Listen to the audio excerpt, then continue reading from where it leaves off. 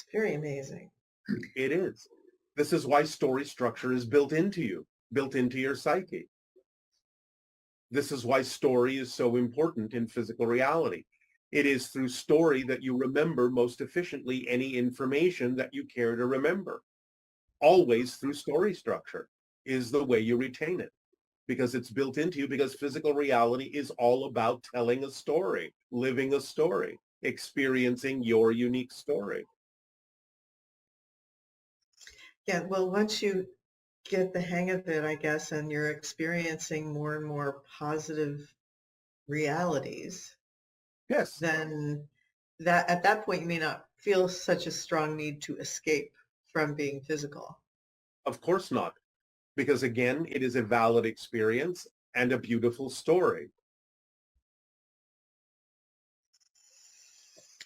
Wow, it's very empowering. Yes. So this question is asking these questions after reading Masters of Limitation. Yes. First, are the parallel versions of Earth static moments of what we would consider infinitesimally small amounts of time, like a billionth of a second? Or are there different timelines based on differing probabilities? In other words, are they more like photos or videos? It seems like when you use the word frames, that they're more like photos, which we string together in our mind to create experiences of moving images that we think of as timelines. Is that correct? Yes. You string the photos together to create the videos. You string the frames together to create the timeline. Yes, exactly so.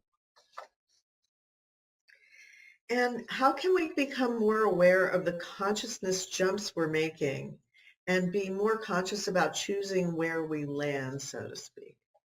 I suppose the answer would be the same as before. Follow the formula. The formula is the tool. Formula is the navigation. It is the rudder. Act on the formula. Understand it clearly and act on it precisely. So It's the that. idea The answer is not different. And so the idea about having a positive state of being involves, exploring when negative feelings come up and transmuting that into something that's more positive for you and investigating your belief systems. Yes, but it's not that you're actually calling negative things positive things. It's that you're staying in a positive state so you can get a benefit from whatever happens, even if it was generated negatively.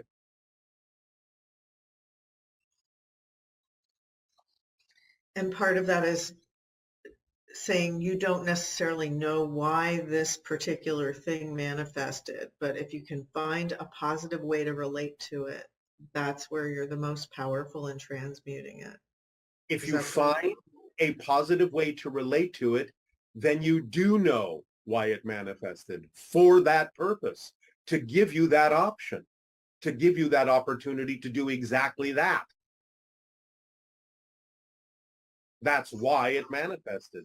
As I've said before, even if you manifest something you objectively and neutrally don't prefer, that's vibrationally not compatible with who you prefer to be, you have to know it's still there for a reason. And the reason why it's there is to give you an opportunity to find out if you're going to react the same old negative way to it, or if you're going to take the different path of responding more positively to know that it can serve you by defining why it's there and using why it's there in a positive way. Again, for example, if nothing else, manifesting something you don't prefer makes it clearer, by contrast, what you do prefer. Staying in the state of mind that allows you to use something you don't prefer as a comparison to what you do prefer, so that it makes what you do prefer clearer, is a positive way to use what you don't prefer. And once you've used it that way, it will go away because you've learned the lesson. You've used it in the way that serves you in a positive sense. And thus you do know exactly why it manifested that way, to give you the opportunity to do just that. And also, at what levels can free will be exercised? at every level except the original agreement you made. In other words, you have made an agreement to experience certain themes, certain challenges, certain transformative opportunities. You will experience them. But how you go through that, how you resolve that, how you deal with it, how you respond to it, how you figure it all out is up to your free will. Again, the analogy of the hallway. You are a hallway. You will experience things only as the personality that you are, that you have chosen to be, and face the challenges you have chosen to face. But you can face them positively, negatively. You can face them happily or sad. You can walk, you can run, you can fly, you can crawl backwards or forwards, up or down, side to side. You can look in every doorway down the hallway. You can ignore them all. How you go down the hallway is up to your free will as a physical being. But going down the hallway is what you will do as your destiny, chosen by the free will of the spirit that you are, the higher self that you are from the non-physical realm. So you create your destiny by exercising your free will as a spirit. But once you have done so and determined the path you will walk, the hallway you will walk down, then that is your destiny. But you can use your free will as a living physical person to determine how you will experience that hallway, how you will be as the person that you have chosen to be. And when can we move to a parallel reality where our physical body has different characteristics than the reality we currently occupy? Or is there a physical law that impedes that? No, you can do that, and there are many demonstrations of that. What you might call an instantaneous healing, a spontaneous healing, or a shift or spontaneous change that seemed to involve no process at all, is sometimes representative of the idea that you've shifted to a parallel reality where you are now truly a different person and a different body and a different past and a different future. So every change is a total change, but they don't necessarily seem like it because there isn't necessarily what you would call a space-time gap in the idea. You don't see an abrupt change from one state to another, but sometimes you do. One of the clearest examples that exists in your reality about this are what you might refer to as multiple personality disorders, where one personality may have a tumor, and when it shifts to a different personality, then the body exhibits no tumor at all. These things have been documented and recorded in your reality, and many different cases like this. That's an indication of shifting to a parallel reality in such a manner that there is no continuity between one frame and the next. So yes, it's possible. But is it relevant? That's always the question. Is it probable, according to your belief systems, that this will happen? And is it relevant for you for that to happen that way? Or is the process necessary? Is the gradual process something you will learn something from? So yes, it's possible, but is it probable or relevant is really the question. It's not about avoiding things. It's about allowing the process that is there to be necessary. You can always reduce the amount of process by examining your belief systems about what you believe you need to really learn a lesson in any given process. You can always streamline the process down to its minimum, but you can't always eliminate the process because process is the entire point of experiencing physical reality. Telling yourself a story, learning something from it, learning the moral of the story that you're telling yourself. So you can't necessarily completely eliminate the story, but often the story can shift in abrupt ways if it is relevant for the story to do so, if that's what will teach you the lesson that you chose to learn. But you can't use it to avoid the lesson. And how is a person's spirit interacting with parallel versions of themselves? In the same way that physical personalities do, because you have a soul for every personality. You have a spirit for every personality. So the idea is that you have individual people in individual realities with individual souls and spirits, all learning at the same time. And it all goes back to the oversoul. It's the oversoul level that experiences the simultaneity of all the incarnations, all the individual souls, all the individual spirits. A spirit is simply the collected experience of a soul in a particular personality framework. It's like, again, the idea is that the soul is the unfired, malleable clay. And when you have an experience, it turns that into the spirit, the fired clay, the ceramic of the experience. All of that is contained in the oversoul. But there are individual spirits, individual souls, individual higher minds for every individual physical personality. As you shift billions of times per second, not only are you shifting the idea of the physical persona, but the soul and the spirit and the higher mind that goes with it.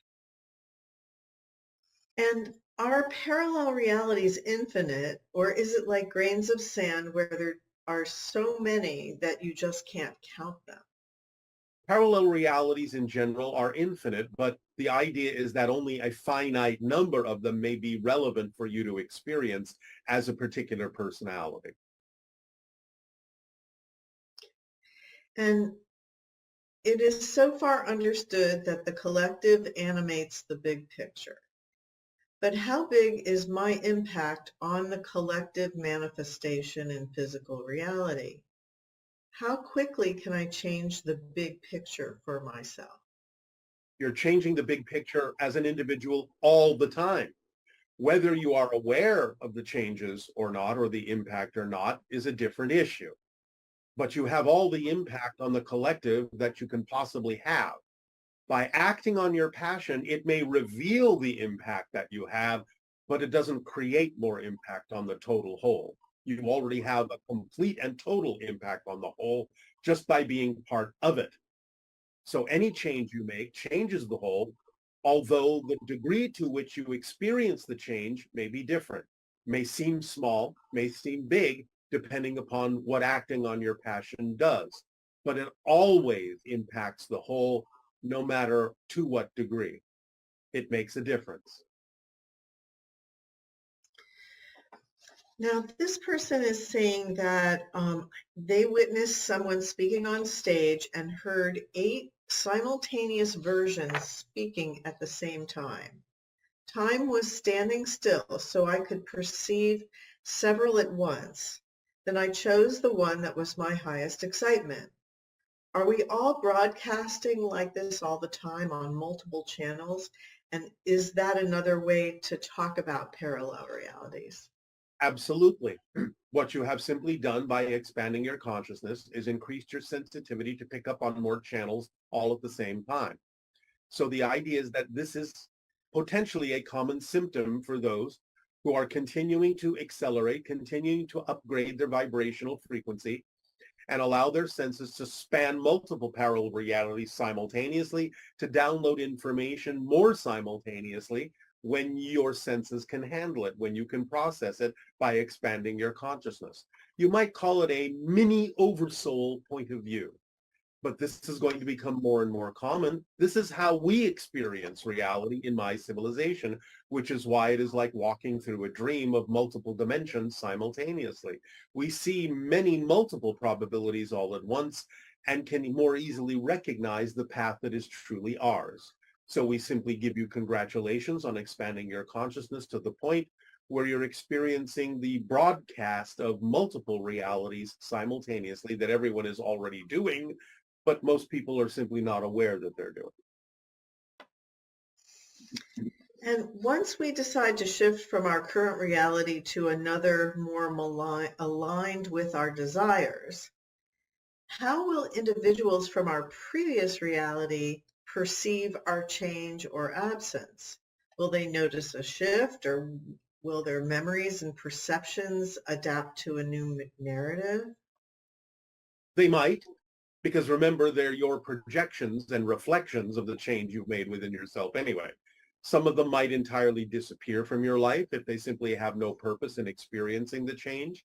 Some of them might recognize the change within you and say, oh, you're different today. I'm not exactly sure why.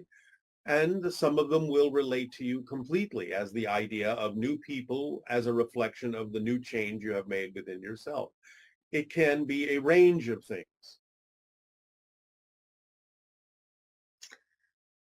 And can you tell us how we can tap into another parallel version of ourselves For example, to download information or knowledge about a subject, how can we consciously experience that download? You can allow your imagination to be your guide in telling yourself a story of that particular persona that is engaged in the subject matter you find interesting. Allow yourself the free rein to see what the story of that individual would be like in all aspects of that individual's life, and mirror it as best as you possibly can, taking actions on the opportunity that synchronicity provides to match the idea of the behaviors and actions and feelings and thoughts of the individual you imagine in your story is living that kind of a life, and mirroring it as best as you possibly can. If it's not relevant for you, synchronicity will turn you around from it. If it is relevant, then you'll become, in a sense, more like that individual and experience the download of information that is relevant for the individual that you are mirroring.